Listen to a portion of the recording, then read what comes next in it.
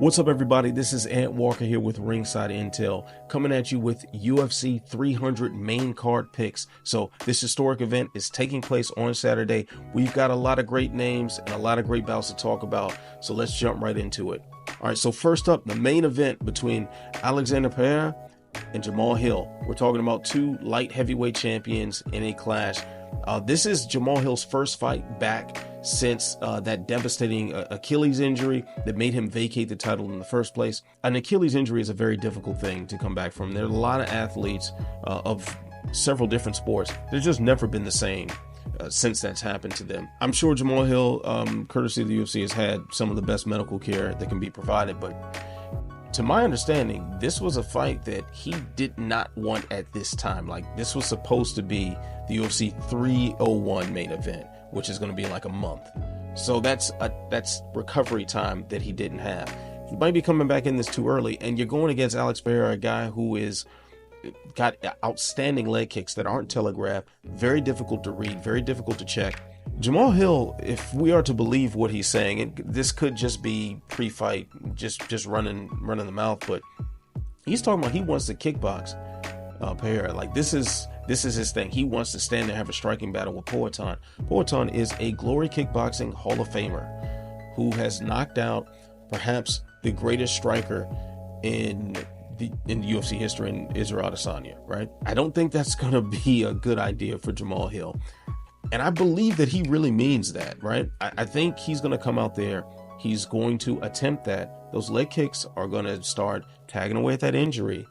And then when he decides it's time to wrestle, it's going to be too late. I'd like Poatan to win this by knockout in the second round, maybe third round.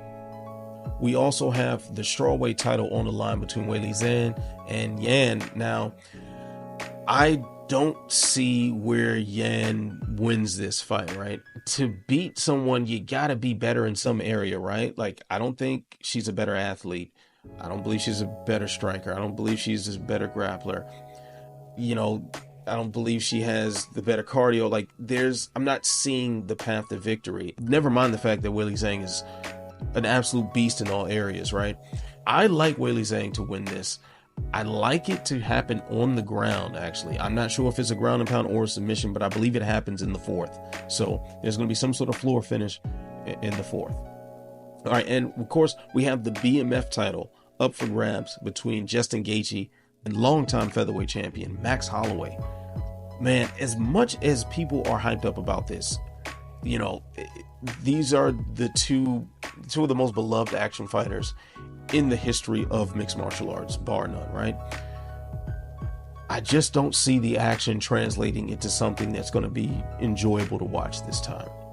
Not to take anything away from Max Holloway, but this is someone who is probably on the end of the line, right? He started young and he's taken a lot of damage since.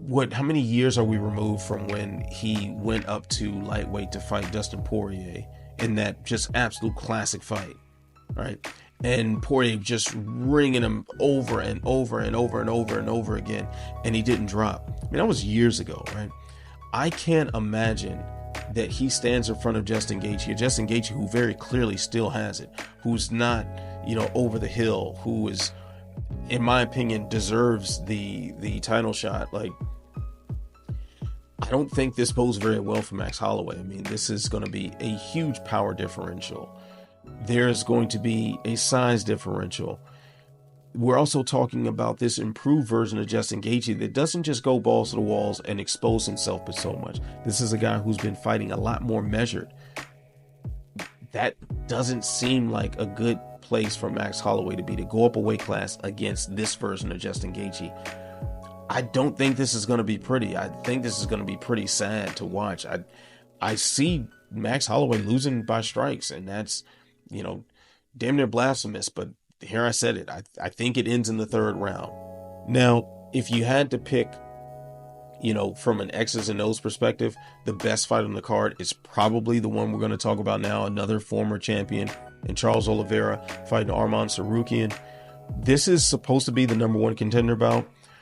You could ask me again tomorrow. You can ask me 10 minutes after I stop recording this video, and I might have a different answer. But right now, I'm feeling Charles Oliveira to get his hand raised by decision. I think it's going to be a chaotic 15 minutes, just wild momentum swings all over. But Charles Oliveira, he just thrives in these situations so much. And just when you think you have him dead to rights, you just leave a limb out there and he rips it off. Give me Charles Oliveira by decision. I mean, take your pick. I would never bet money on this fight because it's just that close. Then we also have to open the card, Bo Nickel versus Cody Brundage. I mean, Bo Nickel is on a tear, like 5-0. UFC is clearly pushing this guy big time. To have him open up the main card of the biggest card that they've had in history says a lot. They didn't put Bo Nickel here to lose, right? They got Cody Brundage here for a very specific reason, and that's for Cody Brundage to get taken down and give up a limb or get punched until the ref stops it. I say Bo Nickel gets him out of there in the first round, probably by submission, and this is intended to be a star-making vehicle for Bo Nickel, and he's probably going to take full advantage of that. So those are the picks for Ringside Intel for UFC 300's main card. Of course, if you want to see some more in-depth breakdowns, go ahead to Ringside Intel and check out my predictions article as well. So lock in to Ringside Intel's YouTube channel. Remember, like, subscribe, share, tell a friend to tell a friend, tell that friend to tell 10 more friends. Peace.